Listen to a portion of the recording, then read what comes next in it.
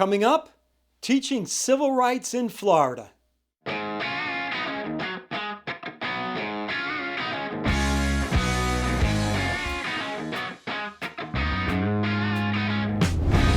Welcome to Just Facts News, where we bring you thoroughly vetted facts that other newscasts have ignored or distorted. In a recent MSNBC primetime news show, host Alex Wagner reported this. In 1963, in the midst of the civil rights movement, two small schools in Brevard County, Florida, merged to form what is now known as Eastern Florida State College. The goal of the new college was to offer affordable tuition and to provide educational opportunities to the Black residents in the area. 60 years later, it is now Governor Ron DeSantis' Florida, and Eastern Florida State College is making headlines for this: canceling a U.S. government class after a student cited discomfort during a discussion on civil rights. One student, singular. Now, we don't know who the student was or the exact context of the discussion, but what happened was the class was canceled under the umbrella of Governor DeSantis' Stop Woke Act, which specifically bans the teaching of any lesson, especially those about race and racism, if the lesson makes any student feel discomfort. Here's what Wagner failed to tell you. The Stop Woke Act doesn't contain the word discomfort or anything that vaguely approximates what Wagner claimed.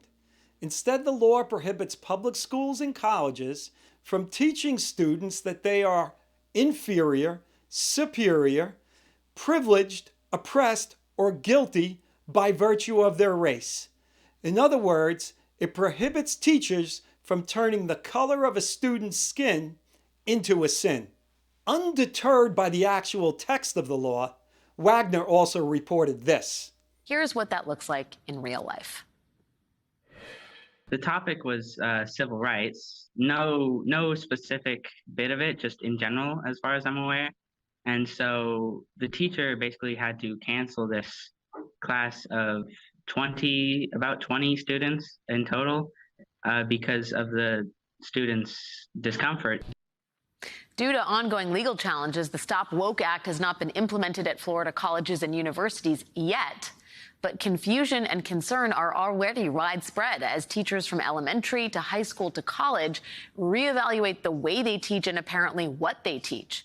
Assuming the student was telling the truth about what occurred in the classroom, that doesn't mean the Stop Woke Act had anything to do with it. In fact, the act doesn't even prohibit the teaching of leftist racial concepts like white fragility and ancestral guilt. It merely requires that they be taught in an objective manner without endorsement of the concepts. Thus, the confusion that Wagner complains about is coming from people like her who misportray the law. Wagner then closed the segment by claiming, in the meantime, a college established during the civil rights era has to figure out whether it can even teach students about the civil rights era.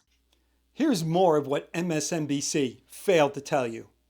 The Stop Woke Act requires schools to teach the history of African Americans, including the ramifications of prejudice, racism, and stereotyping, along with slavery, racial oppression, and racial discrimination. In other words, the law requires the polar opposite of what Wagner reported, and nothing she said about the law has any basis in reality. Thank you for joining us. Tune in next time for more thoroughly vetted facts that other newscasts ignore or distort.